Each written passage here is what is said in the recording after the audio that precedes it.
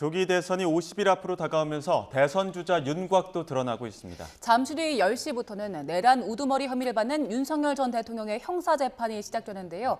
관련해서 두 분과 짚어봅니다. 윤기찬 국민의힘 법률위 부위원장, 이승은 더불어민주당 전략기획위 부위원장과 함께합니다. 어서 오세요. 안녕하세요. 자, 일단 먼저 이제 조기 대선이 시작이 됐고요. 윤 전 대통령 지난주 서초동 사저 복귀했는데 복귀하면서 했던 발언이 조금 화제가 됐던 오늘 보도 내용들이 좀 많았습니다. 이기고 돌아왔다. 5년 하나 3년 하나 똑같다. 이런 이야기들 했었는데 이런 발언에 대해서는 어떻게 생각하시는지 먼저 이승훈 위원장님. 그러니까 무엇을 이겼는지 잘 모르겠어요. 국민들 입장에서 보면 윤석열 전 대통령에 대한 탄핵 여부를 떠나서 굉장히 힘든 시기를 겪었잖아요. 이 내란 사태 때문에. 그럼에도 불구하고 이기고 돌아왔다라고 하는 것 자체가 이해가 안 되고요. 대통령이라고 하는 것은 국민의 선택에 의해서 5년간 국정의 최고 책임자로서 국정을 운영할 그 권한과 의무가 있는 것인데 3년만 하고 와도 괜찮다라고 하는 취지. 이런 것들은 굉장히 국격이라든가 품격이 무너지는 소리거든요. 그런 측면에서 윤석열 전 대통령이 아직도 조금 이런 망상적인 사고를 좀 가지고 있는 것 자체가 저는 안타깝다고 생각을 하고요.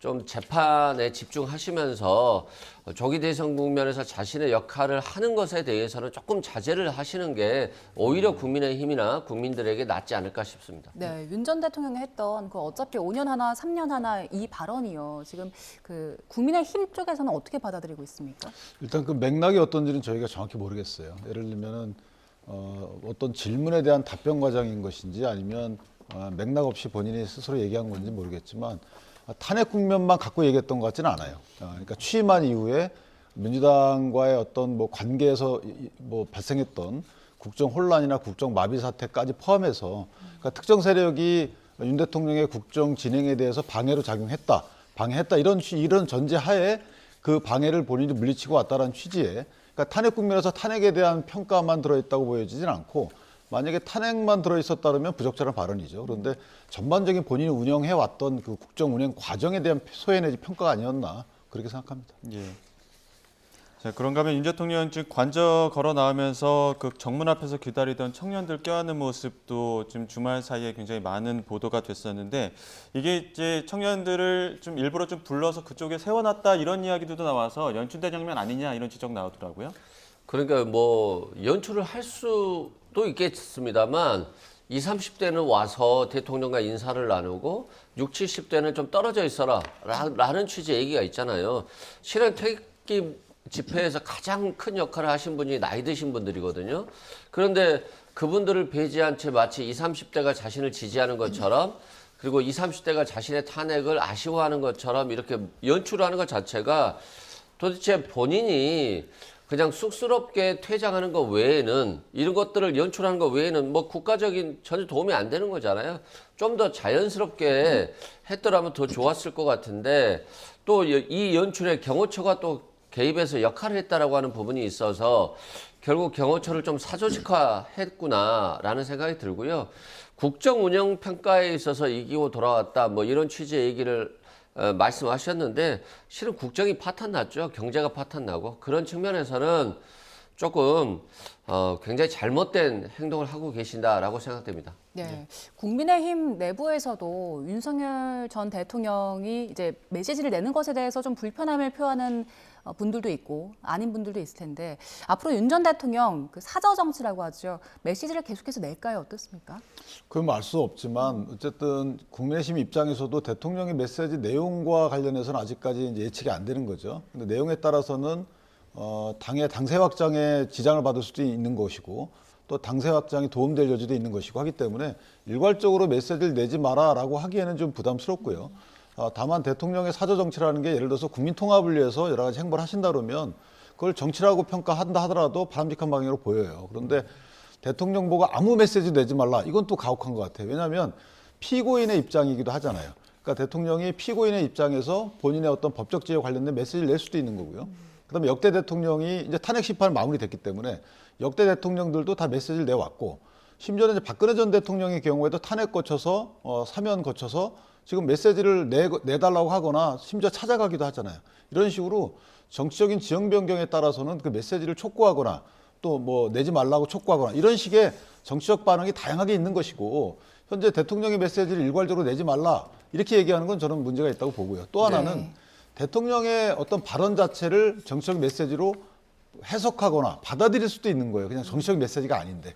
따라서 그런 부분은 발언의 내용이나 방향을 보고 나중에 추가적인 평가가 뒤따르는 것이 맞지 않겠는가 이런 네, 생각입니다. 지금이 대선 국면이잖아요. 대선 국면에서 특정 이제 예비 후보에게 힘을 실어주거나 뭐 특정 인물을 거론한다든가 이렇게 되면 국민의힘에서는 어떻게 선긋기를 해야 될까요? 그건 아마 그렇게 안 하실 걸로 좀 기대하고 그게 맞다고 봅니다. 지금 경선 국면에서 특정 후보를 지지하거나 반대하는 듯한 뉘앙스 있는 또는 해석 가능한 메시지를 낸다는 것은 저는 매우 부적절하다고 보고요. 다만 이제 본선 과정에서 낼 수 있죠. 본선 과정은 어차피 민주당 후보의 어떤 정책적인 측면이나 그 후보 개인적인 공격은 하지 않을 테고 그 정책적인 측면이나 그간의 민주당의 국회 운영과 관련된 메시지 당연히 낼 수 있는 거 아니겠습니까? 왜냐하면 민주당도 대통령의 국정 운영에 대한 비판적 시각을 분명히 대선 전략으로 활용할 거고 또 내란 국면도 활용할 거고 내란이 맞습니다라고 했는데 대통령이 내란이 아닙니다라고 하는 것이 이거 당연한 거 아니겠어요? 네. 그러니까 이런 식의 본선에서 공방은 당연히 예상이 되고 여기에 대한 평가는 있을 수 없다고 보지만 경선 국면에서는 만약에 해당 경선 여러 후보자들의 유불리로 평가되는 이런 발언은 하지 않는 것이 맞다 이렇게 생각합니다. 특정 후보를 지지하는 메시지는 안 내더라도 지금까지의 과정들 보면 특정 의원과의 뭐 면담 과정이나 식사도 있지 않았습니까? 그런 측면에서 봤을 때 누군가를 좀 지지하는 듯한 어떤 지지자들 입장에서는 그런 뉘앙스를 좀 풍길 수도 있을 것 같은데요. 그런 측면으로 굉장히 역할을 하고 있죠. 예를 들어서 관저에 또는 사저에 나경원, 윤상현, 전한길 씨를 불렀잖아요. 그러면 이게 나경원 의원을 만나고 나서 바로 대선 출마를 발표했단 말입니다. 그리고 나서 지금 굉장히 극우 쪽 지지를 받고 있는 김문수 전 장관과 같이 손잡고 다녔어요. 그럼 이게 지금 같이 두 분이 편을 먹겠다.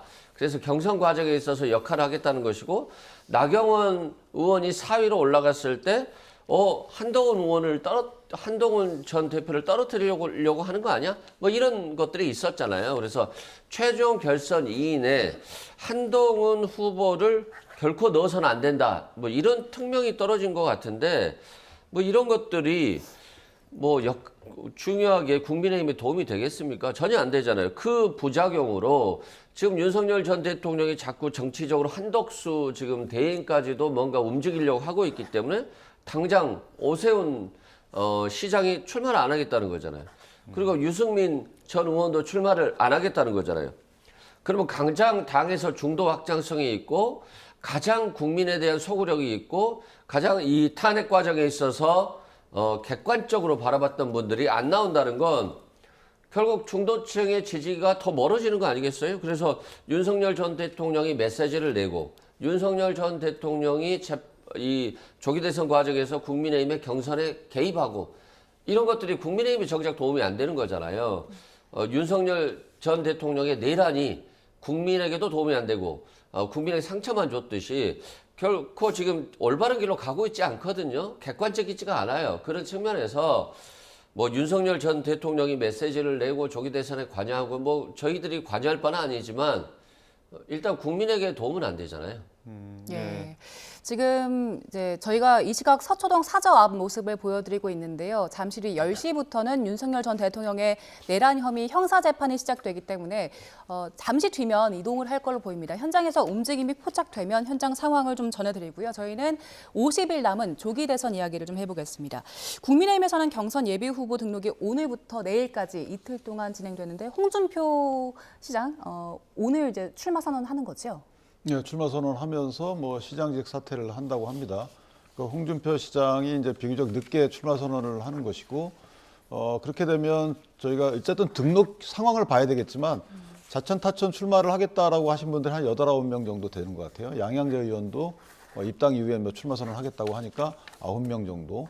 근데 어쨌든 이제 말씀 주셨지만 오세훈 시장과 유승민 전 의원이 이제 불출마 내지 불참여 선언을 했기 때문에 이 부분이 대선 불출마로 이어지는 건지는 아직 지켜봐야 되겠지만 어쨌든 두 분은 상당히 아까운 부분이 있죠. 저희 당 입장에서 보면 중도 확장력이 있다고 이제 여러 평가를 받고 있는 분들이기 때문에, 그러나 이분들의 역할이 만약에 이탈하는 것이 아니고 저희 국민의힘에 힘을 실어주는 방법을 달리하는 차원이라면 뭐 도움 여지가 없지 않아 있는 것이지만, 어쨌든 현재까지는 좀 아쉬움이 있다라는 생각이 들고, 그다음에 이제 이승훈 변호사님 말씀 주신 것과 관련해서 사실은 나경원 의원과 뭐 윤상현 의원을 대통령이 식사하거나 만난 부분은 이제 그간의 대통령에 대해서 강한 목소리를 내왔잖아요.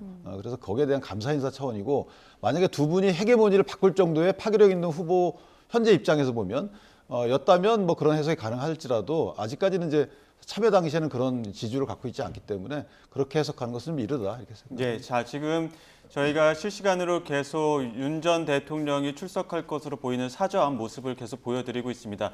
10시부터 공판이 시작이 되고 윤 전 대통령 변호인 측들은 지금 법정의 모습을 드러냈고 법정으로 들어갔다는 소식까지는 현장에서 들리고 있습니다. 아마 10시부터인데 윤 전 대통령 지금 사저에서 그 형사재판받는 서울중앙지법까지 거리가 얼마 안 되기 때문에 금방 또 나올 것으로 보이죠?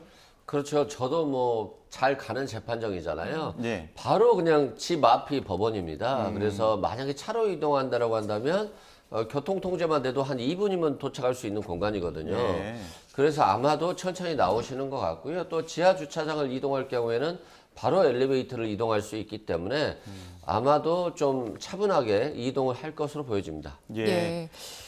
오늘은 이제 지하 주차장으로 이동하는 모습을 법원 측에서 허용을 했기 때문에 윤 전 대통령이 출석하는 모습을 직접 볼 수는 없겠네요. 그렇죠. 역대 대통령분들은 아마 이제 불구속 상태에서, 구속 상태에서 이렇게 재판을 받다 보니까 이동할 때 살짝 그 구치감 관련해서 거기 살짝 이제 그 노출이 됐어요. 근데 예. 지금은 지하 주차장으로 만약에 차량이 들어가게 되면 노출될 수 있는 상황이 벌어지지 않거든요.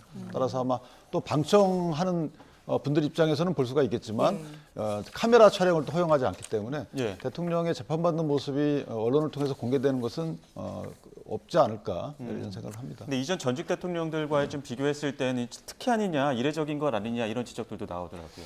실은 뭐 굉장히 특혜인 거죠. 왜 그러냐면 역사의 법정 아니겠어요? 전직 대통령이 내란죄를 범하고 재판을 받고 그리고 이게 구속될 수도 있는 사안이잖아요. 그런 측면에서는 국민들에게 좀 보여주는 모습들이 있어야 되고 또 정치인들에게도 경각을 알려줄 수 있는, 뭐 경고할 수 있는 그런 어떤 화면 자료가 될 것 같은데 그런 부분이 없어서 좀 지규현 부장판사에게 좀 아쉬운 부분이 있고요. 특히 이명박 전 대통령이라든가 박근혜 전 대통령도 모두 다 역사의 법정에서 피고인의 모습으로 쓴 것들이 다 나왔거든요.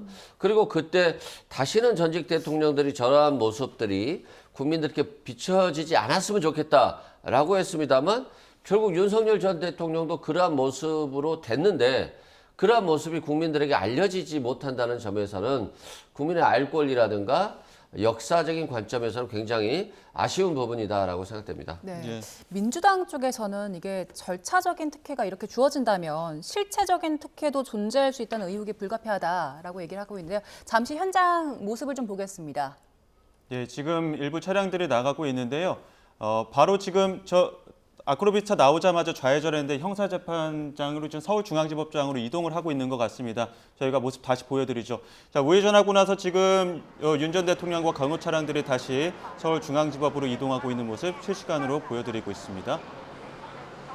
네, 지금 앞에서 안내를 하고 있는 경호 차량, 전방에 있는 경호 차량이 보이고 지금 그 사이에 윤 전 대통령이 탑승한 것으로 보이는 윤 전 대통령의 경호 차량도 또 확인할 수 있습니다. 예, 사저와 법원 거리가 상당히 가깝기 때문에 이렇게 도로 통제가 이어진다면 1분에서 3분 정도면 도착한다고 하더라고요. 예, 지금 서울중앙지법 정문으로 들어가고 있고 일부 지지자들이 뭐 이렇게 환호를 하고 있거나 혹은 또 여러 가지 이야기들을 좀 주장을 하고 있는 것 같은데요. 그런 가운데 서울중앙지법으로 지금 입장을 한 윤 전 대통령과 경호 차량을 지금 실시간으로 보고 계십니다. 네, 재판을 13분 정도 앞두고 윤석열 전 대통령 조금 전에 중앙지법방 법원으로 도착을 했고요. 바로 지하 주차장으로 들어갈 걸로 보입니다. 네. 저기가 동문이죠. 동문. 예, 예. 정문은 이제 반대편에 있고 동문으로 윤 전 대통령 사저에서 나오게 되면 우회전하면 이제 동문으로 들어오는 거기 때문에 들어와서 저 지하 주차장으로 들어가게 되면 예. 실제 노출될 수 있는 상황은 전혀 없어요. 예. 오늘 그 재판이 이루어지는 재판정 자체도 그동안에 전직 대통령이 많이 재판을 받았던 곳이더라고요. 예, 뭐 비교적 좀 큰 재판정인데 예. 다만 아까 이제 말씀 주신 것처럼 이게 그 법정에서 촬영 이런 부분들은 재판장의 허가 사항이거든요. 그럼 허가를 할지 안 할지 그 여러 가지 사유를 참작해서 결정하는 것이라서 예. 이게 뭐 특혜다 아니다라고 단정 짓기 어려워요. 그러니까 이전에 전직 대통령 때는 왜 허가를 했는지 지금 왜 허가를 안 했는지에 대해서 그거는 재판장들 각기 본인들이 여러 가지 사정을 고려해서 판단 문제이기 때문에 이것 때문에 실체적 진실까지 뭐 특혜를 받겠다라는 그 논리적 주장은 비약이라고 보고 예. 또 하나는 사실 알 권리 부분도 마찬가지입니다. 국민의 알 권리라는 부분이 재판의 진행 과정은 상세히 또 보도가 되잖아요.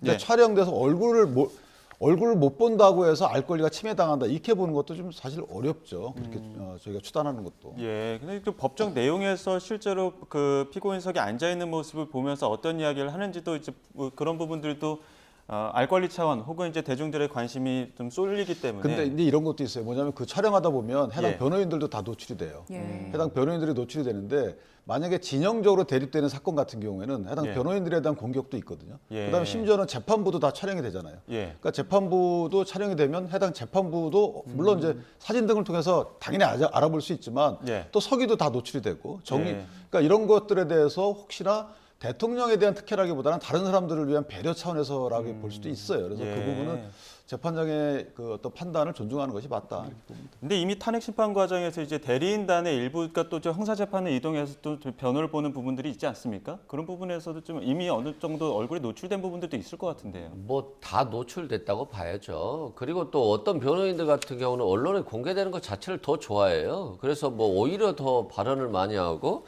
뭐 김계리 변호사 같은 경우도 뭐 저는 개몽됐습니다라고 해서 유명해졌잖아요. 뭐 이게 긍정적이든 부정적이든요.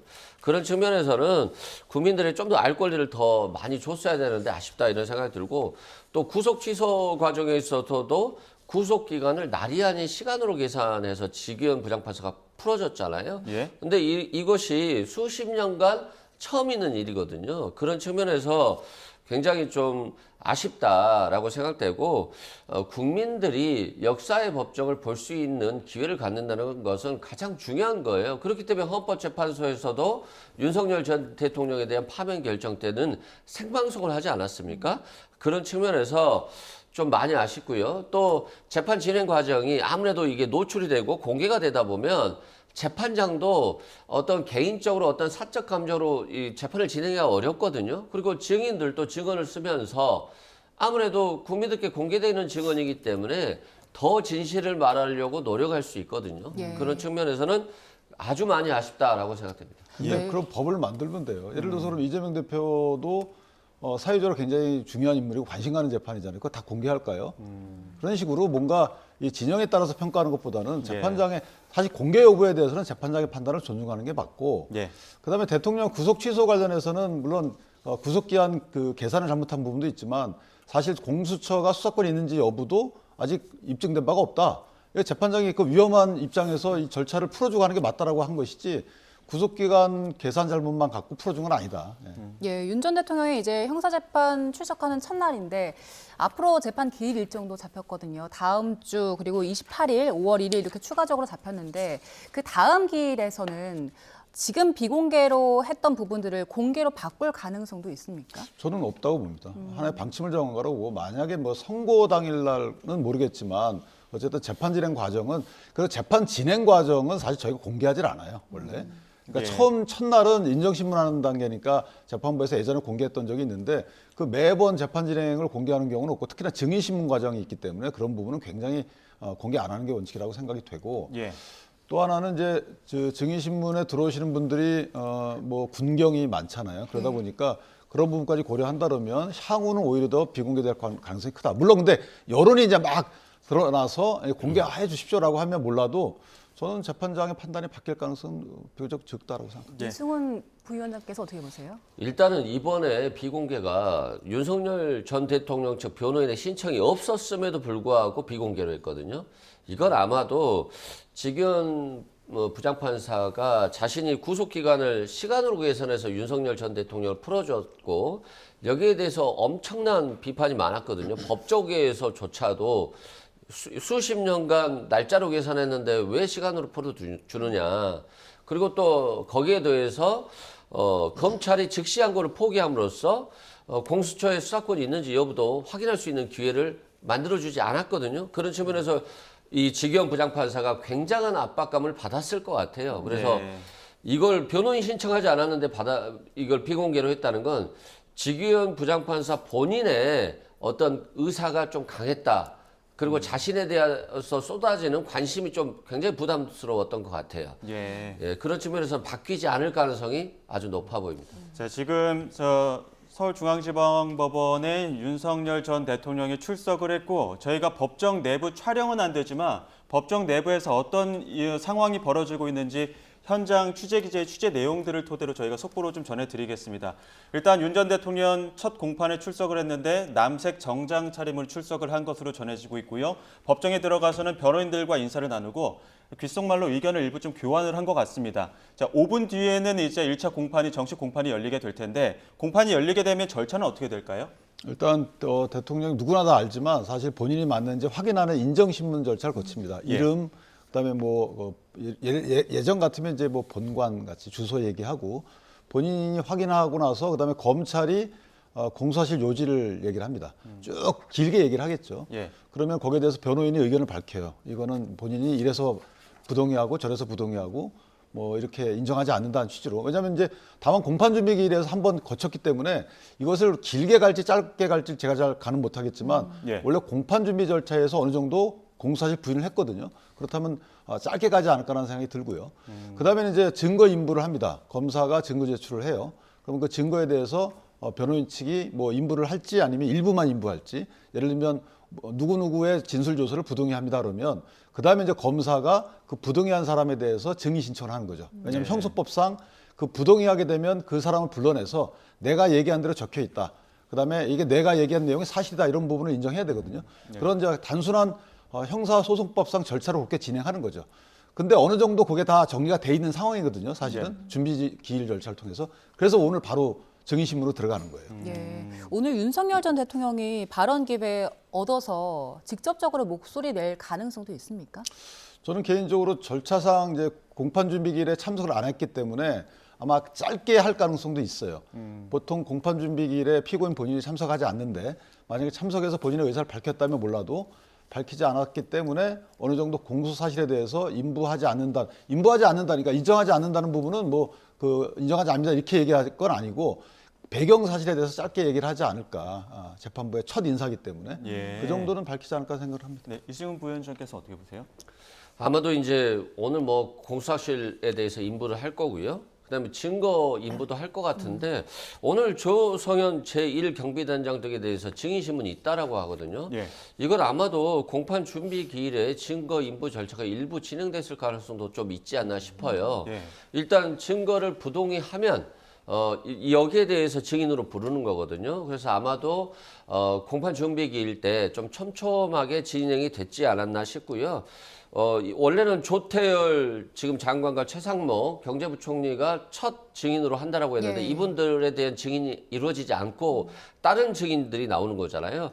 이것들은 아마도 뭐 당사자들이 출석이 어렵다라고 했기 때문에 증인이 좀 바뀌지 않았나 싶겠는데요. 아직 그 기사를 통해서 알려진 내용은 없는 것 같습니다. 예. 그럼 다음 기일에 추가적으로 소환해서 이제 부를 수도 있습니까? 다음 기회에는 무조건 부른다고 보고요.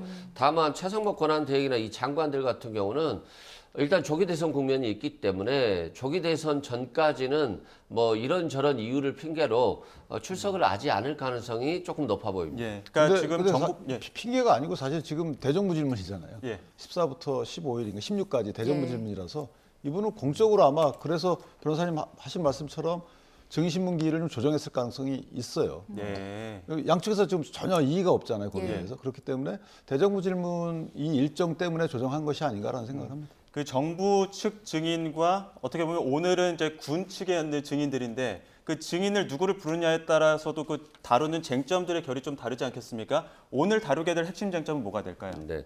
일단은 뭐 변호사들이 그 진술들에 대해서 부동의를 하면 검사가 이제 순서를 정합니다. 그래서 법원에 신청을 하는데요. 조성현 경비단장 같은 경우는 이진우 수방사령관이 빨리 국회 쪽으로 들어와서 국회의원들을 끌어내라는 지시를 받았던 인물인데 절대 뭐 한강 다리를 건널 수 없습니다. 이건 뭐 안 됩니다라고 거부했던 인물이거든요. 헌법재판소에 나와서도 굉장히 강경하게 군인의 의무에 대해서 국민과 대치할 수 없는 의무에 대해서 강경하게 발언했던 분인데 아마도 이분을 제일 먼저 신청했다라고 하는 것들은 일단은 검찰에서 선방을 날리고 가겠다.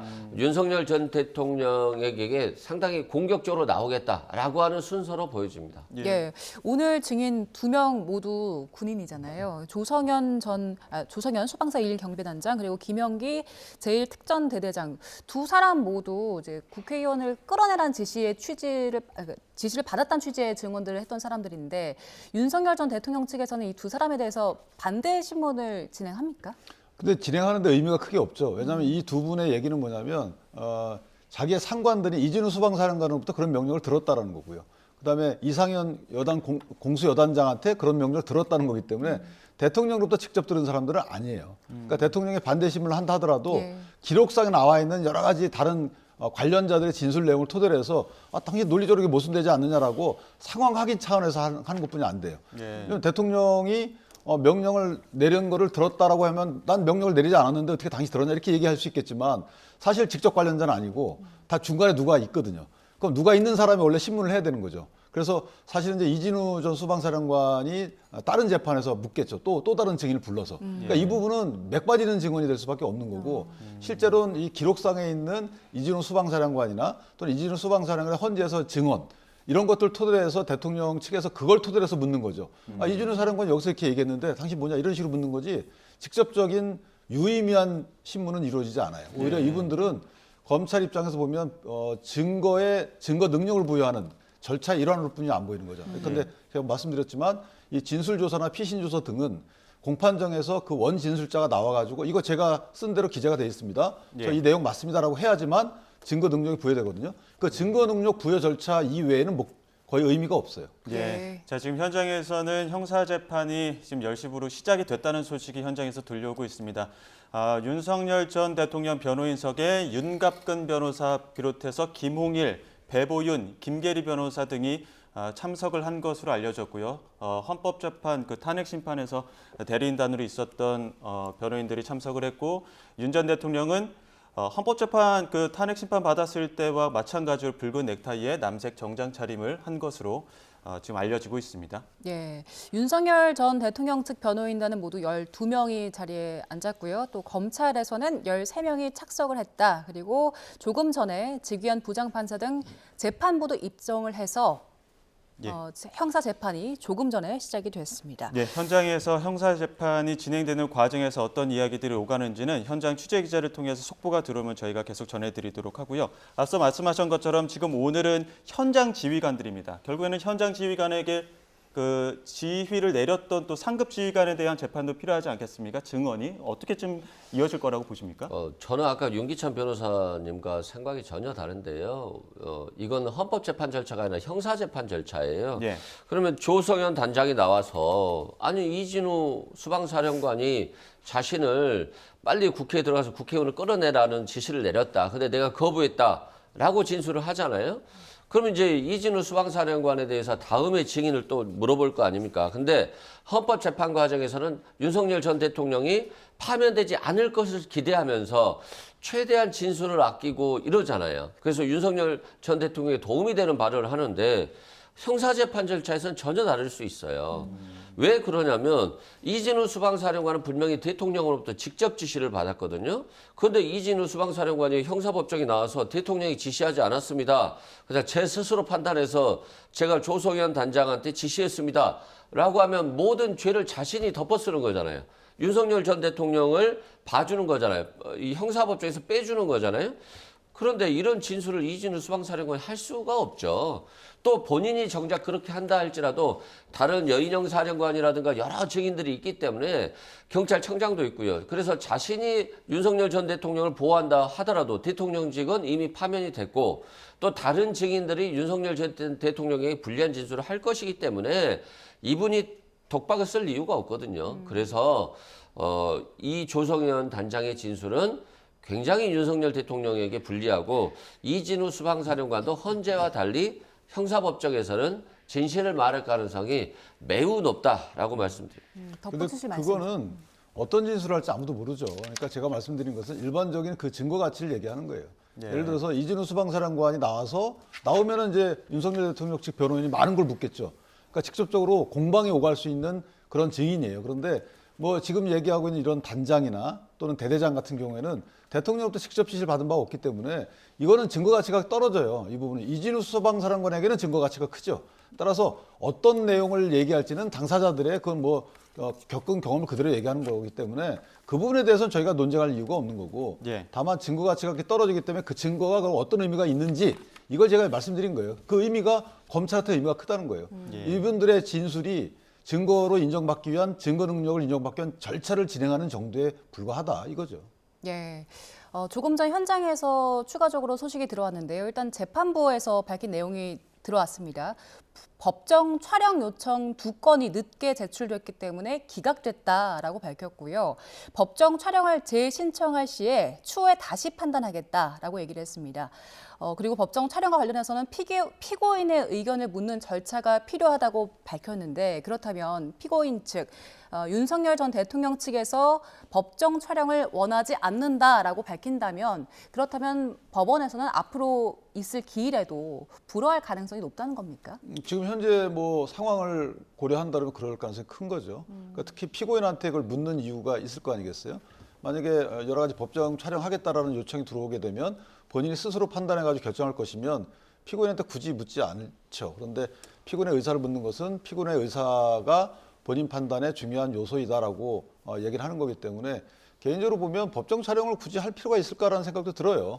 이거는 이제 아직까지 그 1심이고 이게 무죄 추정의 원칙상 물론 대통령으로서 얼굴이 많이 알려져 있지만 탄핵 심판의 그 심판 절차상 그 내용하고 이 헌재에서 형사재판에서 진행되는 내용은 다르기 때문에 저는 이제 여러 가지 억측이 나올 수도 있고 표정 여하에 따라서 또 다른 해석이 나올 여지도 있기 때문에 예. 저는 개인적으로 굳이 이걸 촬영을 허용할 필요성이 있을까? 그렇다고 해서 국민적 알 권리가 침해당하나? 여기에 대해서는 의문을 갖고 있어요. 예, 그 말씀하신 법정 촬영과 관련해서도 좀 논란이 있었기 때문에 재판부가 형사 재판을 진행하는 과정에서 이 법정 촬영과 관련된 배경들을 좀 설명을 한 것 같고요. 이와 별개로 또 국민 참여 재판을 원하는지 질문을 했는데 윤석열 전 대통령 측은 원치 않는다 이렇게 얘기를 했거든요. 이것도 어떤 내용입니까? 일단 국민 참여 재판 하면은 법원에서 무작위로 추출을 해서 국민들을 결정을 하거든요. 그리고 이분들이 재판에 출석을 해요. 그래서 이분들의 의견이 판사에게 영향을 상당히 많이 미치거든요. 그런데 국민이 참여한다라고 한다면 소수의 국민이지만 재판이 어느 공개되는 측면이 있잖아요. 예. 그리고 이분들이 이제 재판에 참여하면서 진실을 알게 되고 또 이 재판이 비공개였던 것이 공개로 변화될 가능성이 있어요. 그렇기 때문에 국민 참여 재판을 원하지 않죠. 윤석열 전 대통령 입장에서는 그런 것 같고요.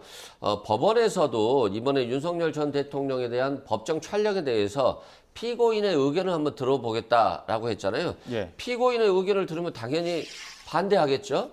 그럼에도 불구하고 이런 얘기를 한다는 건 아직까지는 판사가 향후 재판을 비공개해서 공개로 전환할 여지도 조금은 가지고 있다라는 생각이 들고요. 공개해야 될 필요성이 있는 게 윤석열 전 대통령이 헌법재판소에서 할 때 아무 일도 일어나지 않았다. 달그림자 같다. 뭐 야당 때문에 이루어진 일이다라고 하면서 결국 진실이 호도된 부분이 충분히 있어요. 그리고 이런 것들이 여러 가지 방송 매체 또 특히 극우 유튜브들을 통해서 왜곡된 측면이 있거든요. 그런 측면에서는 좀 공개를 통해서 진실이 국민들에게 확인될 필요가 있다라고 생각됩니다. 네, 지금 보시는 화면이 조금 전에 윤석열 전 대통령 측이 법원으로 출석하는 모습이 포착된 화면인데요. 오늘 재판부 쪽에서는 윤 전 대통령 측의 지하 주차장 통로를 이용하는 걸 허용하면서 모습이 이제 드러나지 않을 것이다라는 관측들이 많았는데 조금 전 법원에 출석하는 모습이 포착된 화면 함께 보고 계십니다. 조금 전에 그 재판정에서는 검찰 쪽에서 윤 전 대통령 내란 혐의에 대한 프레젠테이션을 진행했다고 하는데 검찰 쪽에서 준비한 프레젠테이션 내용 핵심은 어떤 걸까요? 일단은 뭐 국민들이 다 알다시피 최초의 국무회의 자체가 이루어지지 않았다. 이건 뭐 형식적이었다. 그리고 포고령을 선포했는데 이 포고령에 정치 활동을 금지해 버렸다. 그러면 이거 자체가 위헌이고 위법이다. 그리고 정치 활동을 위반할 때에는 체포할 수 있게끔 해놨단 말입니다. 그러면 정치를 아예 금지시키고 정치하면 체포한다는 건 야당을 아주 그냥 야당 인사들을 다 체포하겠다는 거잖아요. 그리고 압수수색 영장이 없어도 영장을 압수를 할 수 있는 것들, 이건 영장주의 위반이고 민주적 기본 질서를 위반하는 것들이잖아요. 이런 것들이고요. 또 국회의 계엄 해제 요구를 못하게 만들었잖아요. 이런 것들도 뭐 위헌 위법적인 것들이다. 그리고 선관위에 부정선거를 증거를 찾겠다라고 하면서 이런 군인들을 보내서 압수하고 영장도 없이 그리고 뭐 마치 감금하려고 하는 핸드폰을 뺏는 행위들이 있었잖아요. 이런 것들 전체적인 프레젠테이션을 통해서 윤석열 전 대통령이 위헌 위법적인 행위들을 했다. 그래서 이 다음부터는 이제 여러 가지 증인들에 대해서 하겠다라고 하는 사건의 개요, 예. 공소장을 쉽게 프레젠테이션 하는 날로 보여집니다. 예, 지금 현장에서 검찰이 윤 전 대통령이 반복적으로 계엄을 사전 모의했다 이렇게 프레젠테이션을 하면서 주장을 하고 있는 것 같고요. 윤 전 대통령이 시국 해결책으로 특별한 방법을 발언했다 이런 이야기를 했거든요. 이러한 검찰의 주장은 어찌됐든 형사재판은 탄핵심판보다는 어떤 피의자 조서 내용도 그렇고 증거 자료들도 많지 않습니까? 어떤 내용들을 추론해서 이런 주장들을 한 걸까요? 근데 객관적 사실관계들은 어느 정도 드러나 있어요. 그러니까 예. 뭐 국회에 군이 들어갔고 뭐 그 과정에서 여러 가지 분란이 있고 중앙선관위에 또 군이 갔고 뭐 경계를 섰다는지 뭐 여러 가지 반론이 있지만 어쨌든 간 건 맞잖아요. 예. 포고령도 마찬가지고 그러니까 국무회의도 거의 다 드러나 있는 상황이죠. 이것이 헌법적 요건에 맞지 않고 비상계엄 요건도 맞지 않다는 헌재 결정이 있기 때문에 그건 존중돼야 되는 겁니다. 다만 가장 중요한 거는 국헌문란의 목적이에요. 이게 국헌문란의 목적이라는 건 저희가 이제 형법에 해당 그 구성 요건에 포섭되는지 여부거든요. 예를 들면은 저희가 헌법이나 법률에 만들어 놓은 기관, 이게 이제 국회도 있고 중앙선관위도 있고 여러 가지가 있잖아. 이 기관들의 권능 행사를 불가능하게 하려는 목적이 있었느냐, 의도가 있었느냐, 그리고 최소한 상당 기간 권능 행사를 곤란하게 할 의사가 있었는지. 그러면 이게 의사가 어디로 가냐면 모의가 있었는지 갈 거 아니에요. 그래서 모의를 강조하는 겁니다. 예. 모의를 몇 번 해서 서로 간에 야 그럼 우리 국회 가서 봉쇄해서 계엄 해제 요구하더라도 이거 막아버리자. 그다음에 중앙선관위 가서 중앙선관위 기능을 곤란케 하자. 이런 뭔가 임무가 다 부여돼야 되는 거죠. 예. 그래서 모의 내용도 이제 나올 건데 예. 5번의 모의가 있었다, 6번의 모의가 있었다, 4번 정도는 공소장에 들어있는 것 같습니다.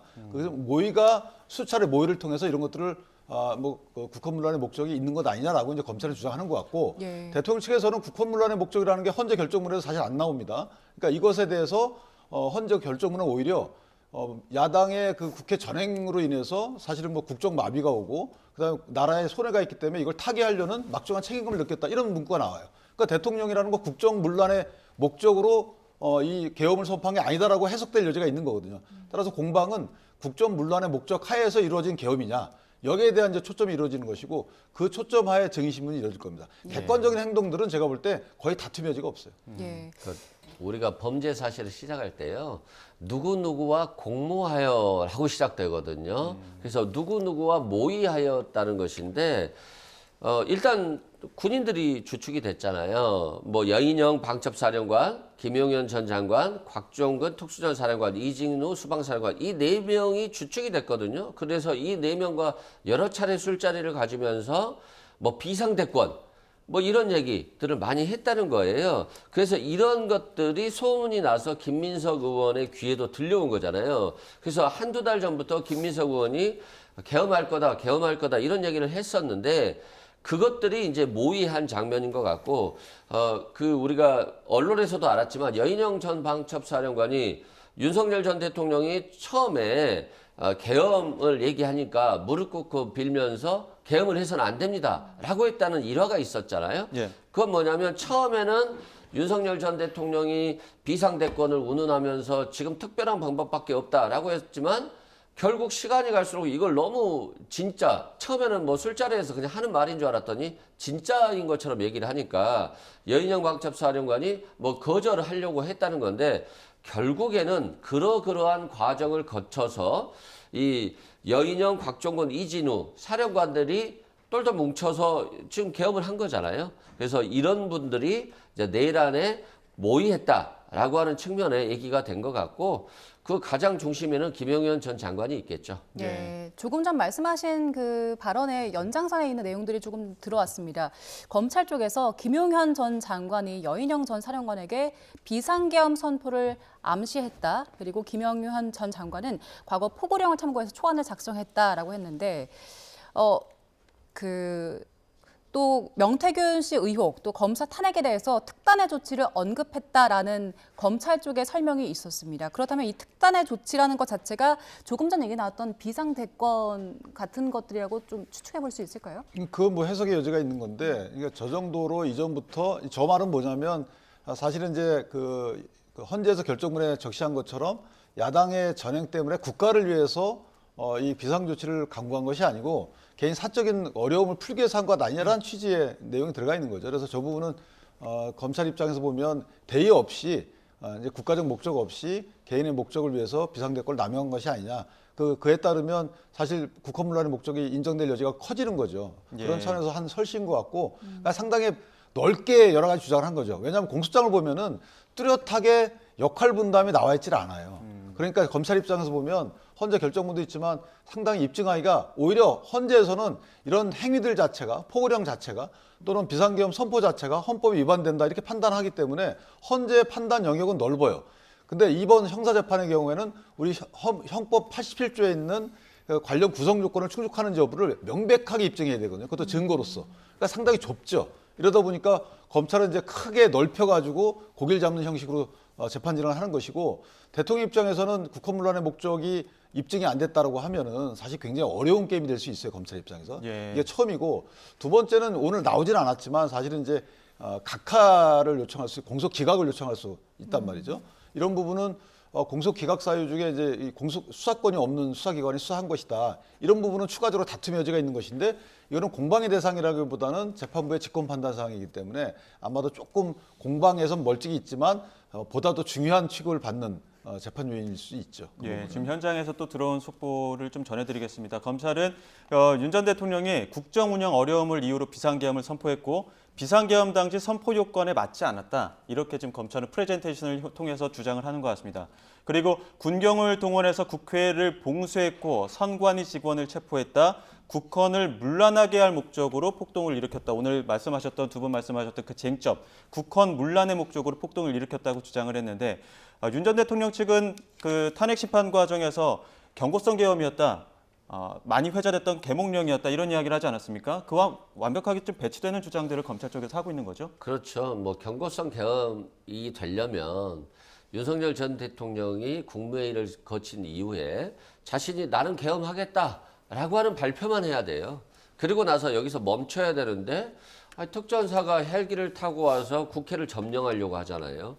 그리고 계엄 선관위에 가서 야구방망이를 들고 가잖아요. 그리고 선관위의 직원들의 핸드폰을 빼앗잖아요. 그리고 선관위에 있는 그 시스템을 사진 촬영하고 그걸 탈취하려고 하잖아요. 이런 것들이 결국 실행행위로 나아갔기 때문에 경고성이 될 수 없고 이건 그냥 정치적 발언일 뿐이지 어떤 변호사가 어떤 판사가 이걸 경고성이라고 하겠어요. 이건 불가능한 얘기인데 결국 대통령이 할 말이 이것밖에 없다 이런 말씀 드리고요.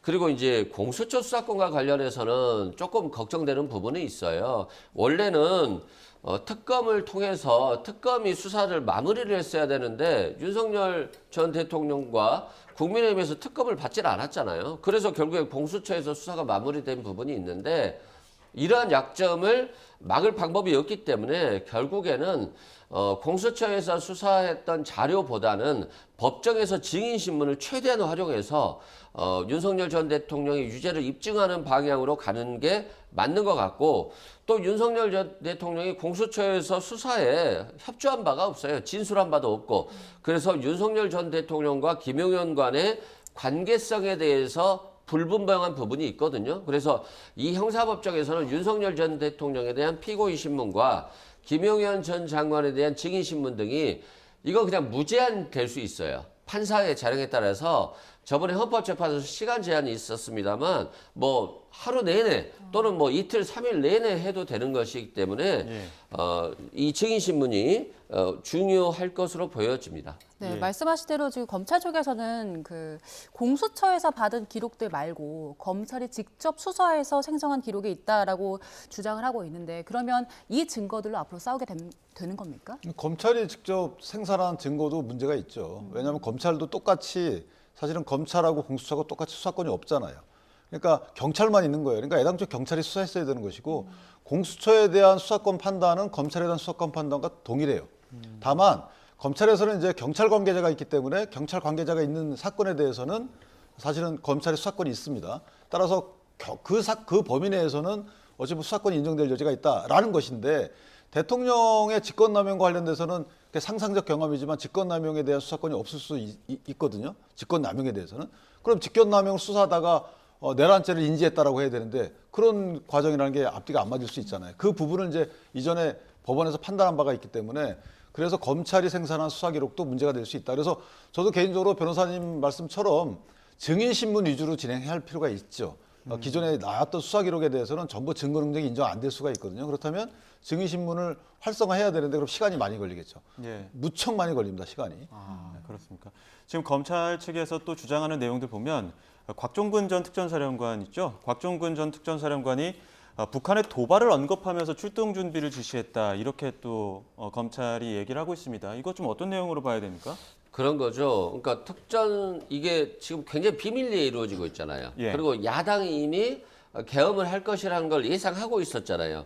그렇기 때문에 이 비밀성을 유지하는 게 최고의 관건이었던 거예요.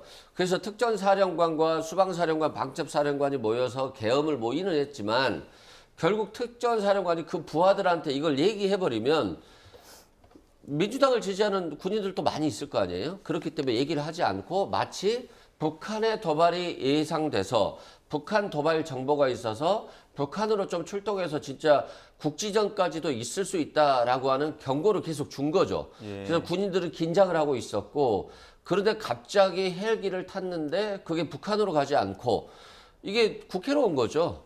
그리고 국회로 오는 과정에서 뭐 김현태 단장이라든가 그 밑에 이제 임원진들하고 얘기를 했겠죠. 야, 지금 국회로 가는 거고 지금 대통령의 계엄을 선포했어. 라고 하면서 TV로 보고 알았다는 얘기들이 많이 있잖아요. 그런 측면에서 결국에는 이런 그 비밀성을 유지하기 위해서 철저히 부하들에게 숨겼다. 그리고 그것들이 이 내란, 계엄이 실패한 또 중요한 요인이 됐다라고 말씀드립니다. 예. 그리고 검찰 측에서 그 김용현 전 장관이 계엄 당일 낮에 헬기로 대비 태세를 지시했다라는 발언도 조금 전에 들어왔거든요. 그렇다면 두 분 모두 앞서 증인 신문이 앞으로 중요할 것이다라고 말씀하셨는데 그 이런 지시를 받았던 그 현장에 있던 군인들도 추가적으로 이제 증인으로 들어올 수 있는 가능성도 있는 겁니까? 만약에 그분들의 아마 진술조서나 피신조서가 있을 거예요, 수사기록에. 그 진술조서나 피신조서를 대통령 측 변호인 등이 이걸 만약 부동의하게 되면 그분들은 다 증인으로 불러야 돼요. 근데 만약에 이제 그 증거 능력에 대해서 재판부가 이거 유법 수집 증거다라는 어떤 심증이 있으면 그 증인신문을 더 오래 진행할 수가 있는 여지가 있는데 그렇지 않게 되면 어쨌든 와서 이거 내가 진술한 대로 기재가 돼 있다. 내가 이거는 사실이다라는 진술을 하면 증거 능력이 인정이 되거든요. 예. 그러면 그 이후에는 이제 대통령 변호인단 측에서 오히려 반대 신문을 통해서 탄핵하려고 많은 노력을 하겠죠. 이런 증인 신문이 위주가 되겠는데 이게 만약에 증거 능력이 의심스러워서 검사가 우리도 더 보충적으로 해야 되겠다 싶으면 이제 양쪽 다 늘어나는 거거든요. 예. 그래서 증인 신문이 곱하기 2가 된다고 봅니다. 예, 지금 현장에서 윤 전 대통령은 법정에서 담담한 표정으로 검찰의 모두 진술을 청취하고 있다. 이렇게 현장 이야기가 전해지고 있고요. 또 검찰은 곽종근 전 특전사령관이 707 단장 등에게 출동 준비 태세를 지시했다. 이렇게까지도 현장에서 검찰은 이야기를 하고 있는 것 같습니다. 앞서 검찰의 여러 가지 그 프레젠테이션 내용들을 보게 되면 헌법재판소에서 쉽게 나오지 않았던 그 명태균 의혹과 관련해서 윤 전 대통령이 특단의 조치를 언급했다. 이런 이야기도 하거든요. 이 명태균 씨 의혹이 형사재판에서 등장한 거, 이 부분도 좀 변수가 될 것 같은데 어떻습니까? 그렇죠. 우리 한간에 윤석열 전 대통령이 계속해서 특단의 대책이라는 뭐 이런 얘기를 하다가 실행에 옮기지 않았지만 명태균 씨가 그 계엄 직전에 대통령은 파면된다, 탄핵된다라고 하는 발언을 언론에 공개적으로 했거든요. 예. 그러면서 이게 굉장히 큰 게 있구나. 윤석열 전 대통령이 빠져나갈 수 없는 게 있구나. 라고 했고 그게 이제 황금폰이라고 했잖아요. 예. 근데 이 명태균 씨가 황금폰 없다라고 했지만 대부분은 있을 것이다. 어딘가에 숨겨놨을 것이다라고 생각을 했거든요. 근데 그 황금폰에는 이 명태균 씨가 윤석열 전 대통령에게 김영선 전 의원에 대한 공천을 부탁하고 또 김건희 여사와도 마치 공천을 부탁하면서 자신이 이제까지 그 여론조사 이런 것들을 해준 것들, 비공개로 해준 것들, 그게 한 3억 7천 정도 된다는 거잖아요.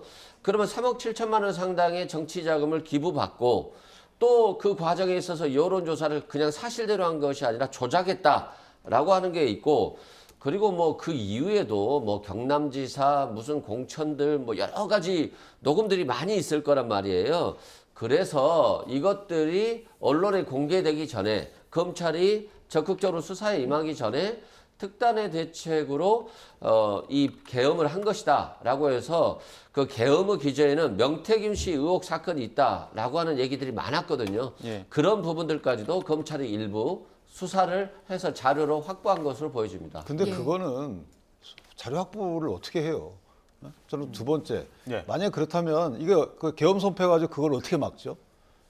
예를 들어서 포고령에 그런 내용이 들어가 있으면 몰라도 이거는 그냥 배경으로 어찌 보면 대통령의 계엄 선포 행위를 지극히 공권력 남용으로 몰아가려는 검찰이 넣은 것이고 여기에 대한 증거가 어떻게 있을 수가 있어요. 제가 볼 때는 그냥 어떤 뭐 공소사실을 쓰는 과정에 하나 넣었던 것 같은데 그 부분은 이 재판 과정에서 크게 좌우될 건 아니에요. 예. 예를 들면 포고령에 뭐가 들어가 있으면 변호사님 말씀이 맞죠. 예. 전공의처럼. 근데 그런 거 없이 아니 어떻게 어떤 그 뭐 계엄 선포한다고 명태균 씨가 덮입니까? 예. 예. 자, 저희가 이야기를 나누고 있는 중에 지금 임주혜 변호사도 함께 했습니다. 지금 중앙지법법원에서는 검찰 쪽에서 프레젠테이션을 진행하고 있는데 앞서 그 명태균 씨 의혹 관련해서 검찰 쪽에서 얘기를 했습니다.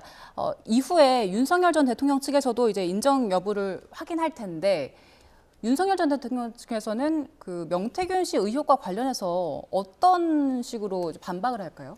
일단 증거 부분 같은 거의 경우에는 이제 부동의할 것이라고 보고요. 결국 지금 문제되고 있는 건 12.3 비상계엄 선포과 관련해서 과연 이것이 형사적으로 죄를 물을 수 있는가, 국헌문란 목적의 내란죄인가, 이 부분이 쟁점이 되기 때문에 예. 적어도 이 명태균 씨 의혹과 관련해서는 이제 별도로 다투자. 이 부분은 지금 이번 사안과는 관련이 없다. 이런 취지의 주장을 좀 강력하게 하지 않을까 현재로서는 생각이 됩니다. 관련해서 지금 진행 중인 상황이기 때문에 검찰 측에서 어떤 내용을 주장하는지, 어떤 증거 자료들을 제출하는지 이런 부분들을 좀 더 살펴볼 필요가 있을 것 같습니다. 예, 지금 현장에서 추가로 들어온 이야기에 따르면은 검찰이 그 노상원, 문상호 전 사령관 2명 있죠. 특수 공작 유원 명단을 이 노상원, 문상호 전 사령관이 보고를 받았다. 그리고 선관위 직원들을 조사할 군사경찰의 명단도 받았다. 또 문상호 전 사령관은 선관위 점거 준비 태세를 갖추라고 지시를 했다는 내용들이 들어왔습니다. 윤 전 대통령 측은 지난 헌법재판 과정에서 선관위는 부정선거 의혹을 확인하기 위해서 갔다라고 했지만 지금 이 검찰의 주장들을 봤을 때는 어떤 내용들을 좀 추론해 볼 수 있을까요? 지금 검찰 측에서 이런 부분들을 적극적으로 주장하고 있는 것은 이 12.3 비상계엄 과정에서 윤석열 전 대통령 측에서는 선관위에 대해서도 점검 차원의 방문을 한 것이다. 선관위에 대한 의혹을 조사하는데 일정 부분 어느 정도 혐의점을 확인해 보고자 한 것이다라는 취지의 주장을 했는데 이런 부분을 좀 반박하기 위한 그런 주장들이 아닌가 싶습니다. 선관위에 대해서 뭐 어떤 군 경력이라든가 이런 부분들을 투입한 부분이 있는지 이런 부분들을 좀 더 구체적으로 확인하기 위해서 이런 질문들을 지금 오가고 있는 것이라고 보고요. 구체적으로 어떤 주장들을 할지 조금 더 지켜볼 필요 있겠습니다. 근데 이제 노상원 전 사령관의 경우에는 이제 특수공작 요원 명단을 보고받거나 군사경찰 명단을 받을 때 민간인 신분이지 않았습니까? 그렇죠. 이 부분도 문제가 되지 않겠습니까? 그렇죠. 사실 이런 보고를 받을 수 있는 지위에 없는 사람이죠. 전직입니다. 그리고 네. 그 당시에 민간인 신분이었기 때문에 어떤 과정으로 실제로 어떤 형식을 갖춰서 보고라는 형태로 들어간 것인지 이런 명단들이 유출된 그런 경위가 어떤 부분인지 그 부분도 확실하게 짚고 넘어갈 필요 반드시 있어 보이고요. 예. 이런 보고를 받을 수 없는 당사자에게 어떤 과정에서 어떤 형태로 이런 정보들이 넘어간 것인지 그 부분이 문제가 된다면 이것은 당연히 문제될 소지가 다분합니다. 예, 그리고 검찰 측에서 지금 그 여인영 전 사령관이 조지우 경찰청장의 연락처를 확인했다라는 취지의 이야기도 했는데 이건 어떤 걸 주장하기 위함일까요? 글쎄요, 이 부분만 가지고는 어떤 부분들을 좀 입증하기 위한 것인지는 불명확해 보입니다. 연락처를 확인했다, 경찰청장의 연락처를 확인했다, 별도로 어떤 연락을 취하기 위함인지 이 부분은 조금 더 지켜볼 필요는 있을 것 같은데 검찰 측에서는 이들 간에 어떤 교류가 있었다, 내지는 그 당일에 다양한 지시들이 서로 오고 갔다 이런 부분들을 좀 입증하기 위한 과정이 아닌가 싶고요. 전체적인 내용을 조금 더 확인해 볼 필요 있을 것 같습니다. 예. 그냥 그 직함과 한번 비교해 봤을 때는 여인영 전 방첩 사령관은 홍장원 전 차장과 또 연계성도 있고 거기에서 이제 정치인 체포 지시와 관련된 명단을 좀 주고받는 과정에서 좀 문제가 있지 않았습니까?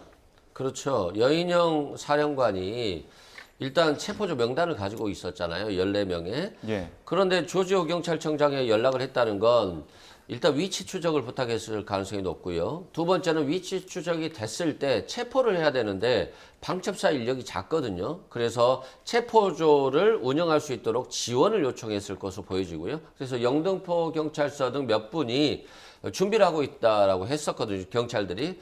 그리고 군대도 마찬가지고요. 그리고 여인영 방첩사령관이 홍장원 씨에게도 전화를 했죠. 그래서 위치 추적을 부탁했잖아요. 결국에는 체포조와 관련해서 얘기를 한 것으로 보여지고요.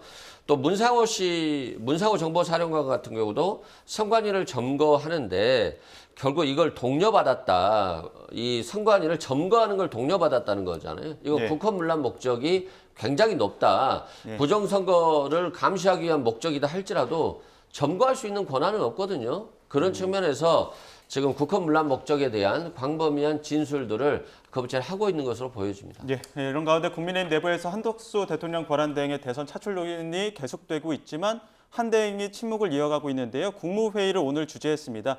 한덕수 대행의 국무회의 모두 발언 직접 들어보겠습니다. 지금부터 제16회 국무회의를 시작하겠습니다.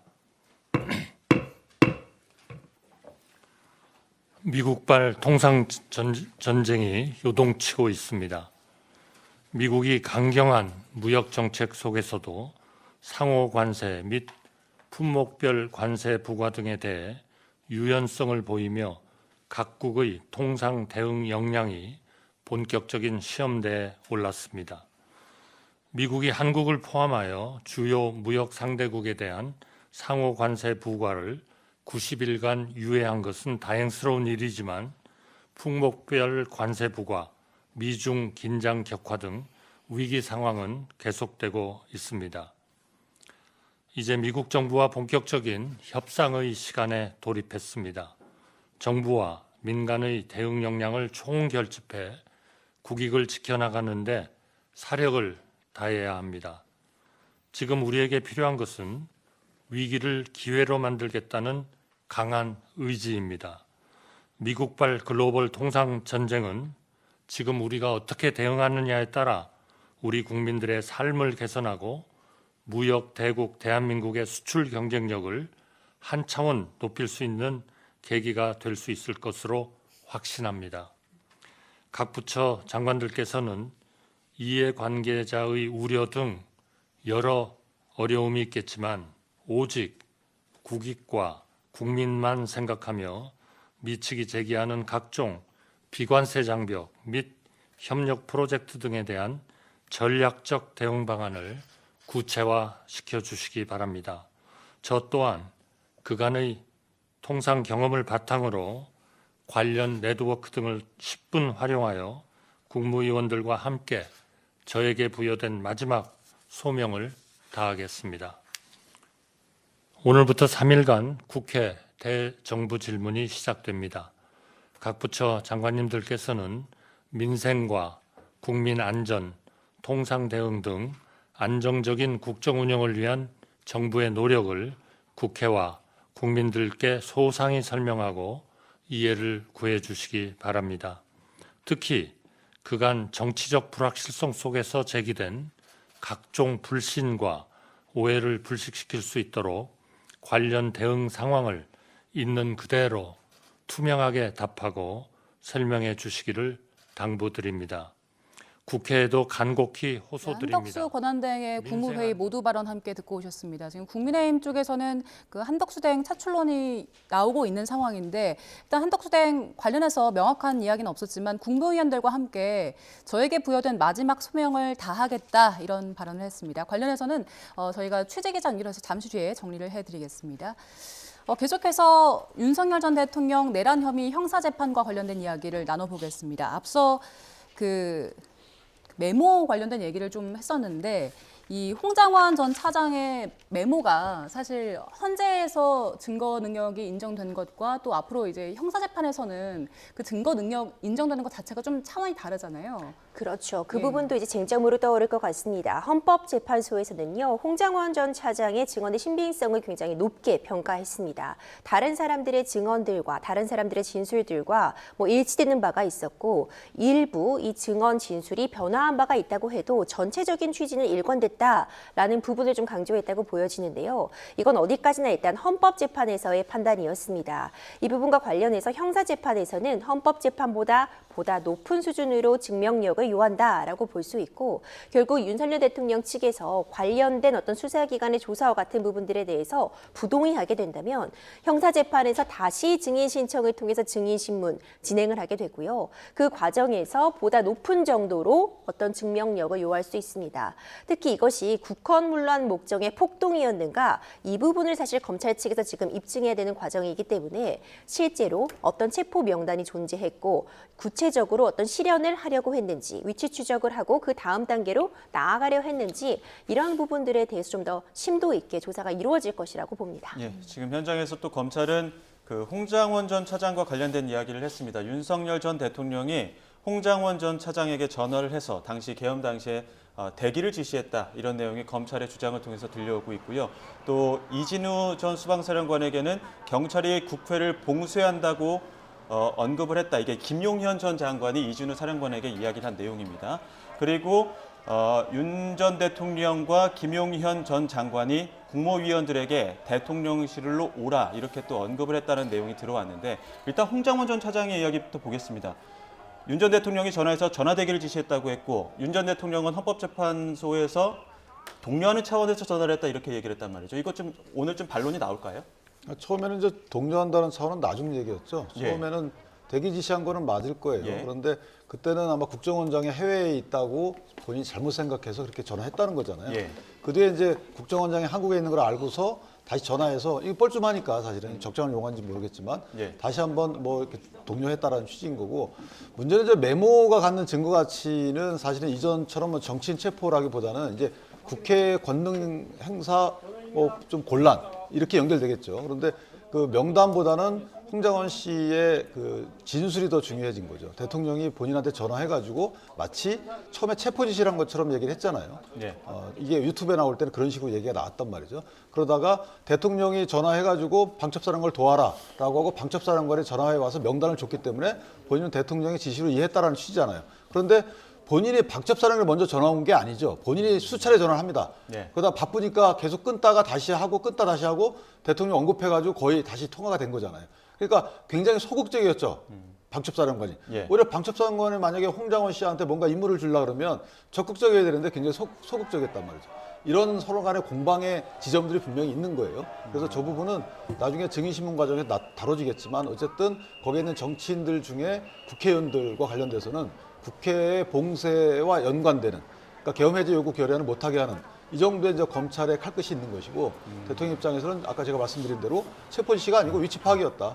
이게 언젠가 있을지 모를 이런 사태에 대비해서 위치 파악 차원이었다라고 그렇게 아마 주장을 하지 않을까 이렇게 생각합니다. 네, 그리고 지금 검찰 측에서 그 국무회의와 관련된 이야기도 하고 있는 것 같습니다. 윤석열 전 대통령이 국무위원과 대통령의 인식은 다르다고 말했다. 그리고 윤석열 전 대통령은 국무위원들의 만류에도 비상계엄을 선포했다 이렇게 주장을 하고 있는데 그렇다면 그 회의와 관련해서 절차적인 문제를 좀 공략하려고 하는 걸까요? 그렇죠. 예를 들어서 국무회의도 없이 그냥 내가 계엄 선포할 거야 라고 했다는 거잖아요. 근데 한덕수 권한대행이 최소한 정족수 요건을 갖춰야 됩니다 라고 해서 갑자기 전화를 해서 11명이 채워졌다는 거잖아요. 그 과정에서 뭐 토의를 할 줄 알았더니 대통령이 일방적으로 몇 마디 하고 나서 바로 옆에 방으로 가서 기자회견을 했다는 거잖아요. 그러면 국무위원이 실질적으로 국무회의가 이루어지지 않았다. 그리고 국가 비상사태인지도 확인되지 않는다라는 측면에서 이 계엄의 요건 자체를 갖추지 못했다라고 이제 말을 하는 거고요. 예. 홍장원 메모에 대해서 윤석열 전 대통령 측에서 많이 반박을 했죠. 그만큼 홍장원 차장의 진술이 좀 윤석열 전 대통령에게는 치명적인 거거든요. 근데 이게 지금 혼란스럽냐? 법조인 입장에서 보면 전혀 혼란스럽지가 않아요.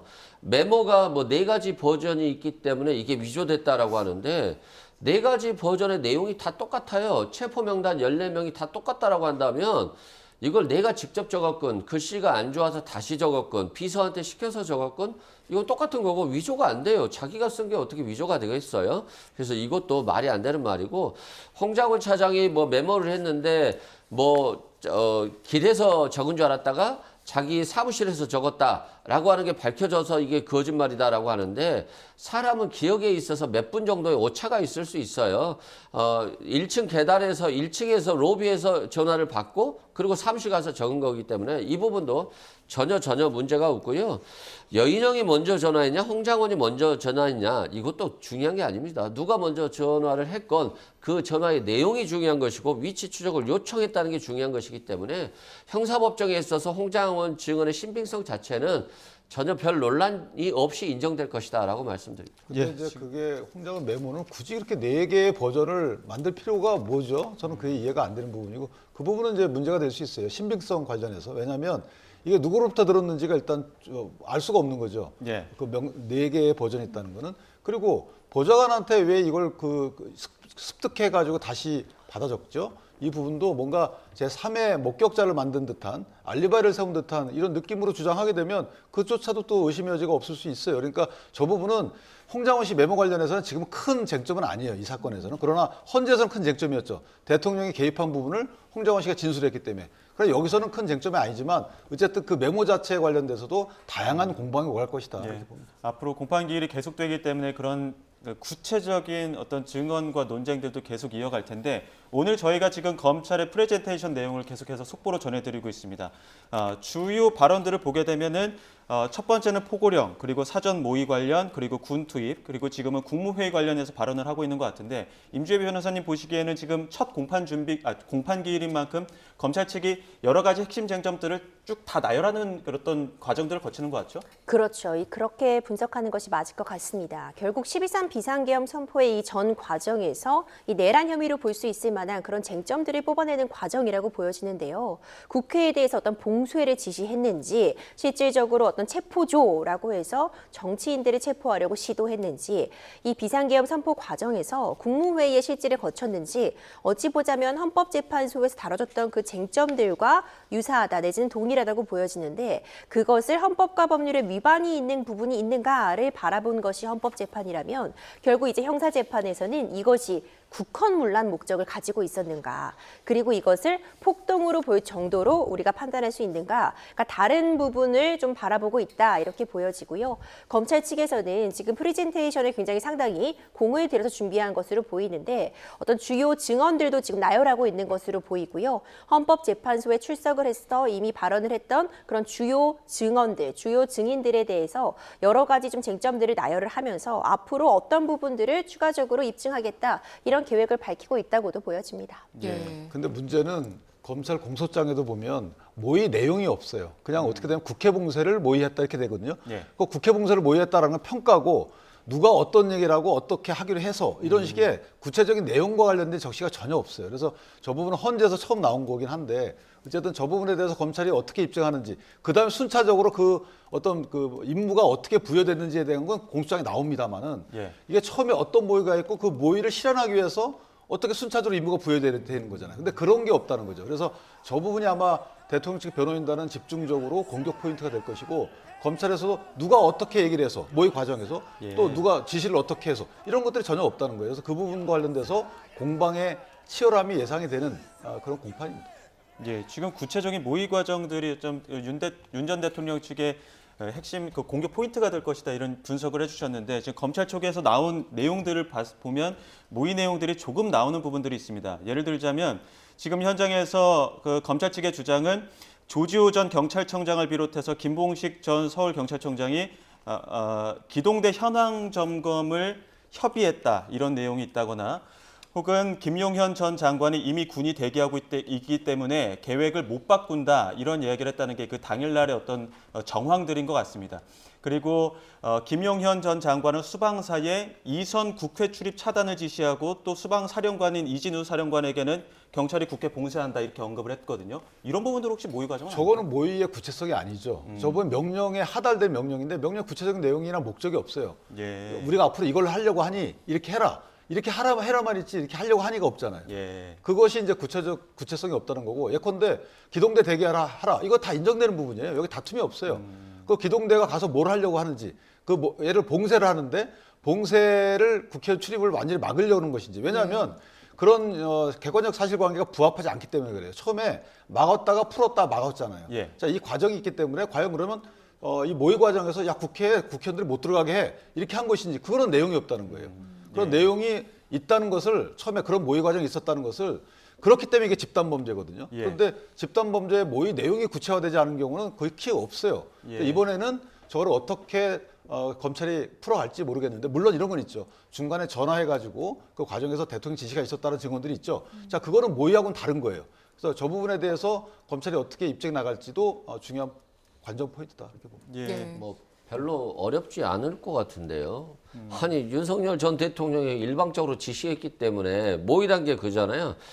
같이 꾀하고 의논하다, 계획하고 실행하다는 거거든요. 근데 모든 계획을 윤석열 전 대통령이 스스로 하고 모든 지시를 다 내렸기 때문에 서로 의논할 수가 없는 거예요. 그 조지호 경찰청장 이런 말을 했다는 거잖아요.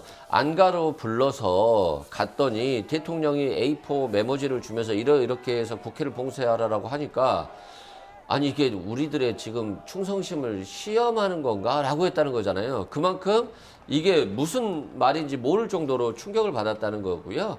그래서 모의라고 하는 것이 전체적으로 꼭 의논하고 계획해야지만이 되는 것이 아니라 대통령이 일방적으로 지시한다 할지라도 그것을 받아서 수행한다라고 한다면 그것 자체가 전체적인 모의가 되는 거거든요. 그래서 모의 부분도 뭐 그렇게 어렵지 않게 입증이 되지 않을까 싶습니다. 그게 국회 봉쇄라는 게 그렇게 해결되는 게 아니죠. 그 조지호 청장 그런 얘기 하잖아요. 질서 유치하면서 본인들이 병력을 파견했다. 그러니까 그걸 모의라는 것은 예. 그 국회에 인원들이 못 들어가게 하려고 이런 임무가 부여되는 모의인 예, 맞습니다. 것이지. 자, 오늘 오후 늦게까지 아마 형사재판이 계속 진행이 되기 때문에 관련 발언들이 또 재판 그 법정에서 어떤 이야기들이 오고 가는지 저희가 계속해서 속보로 전해드리도록 하겠습니다.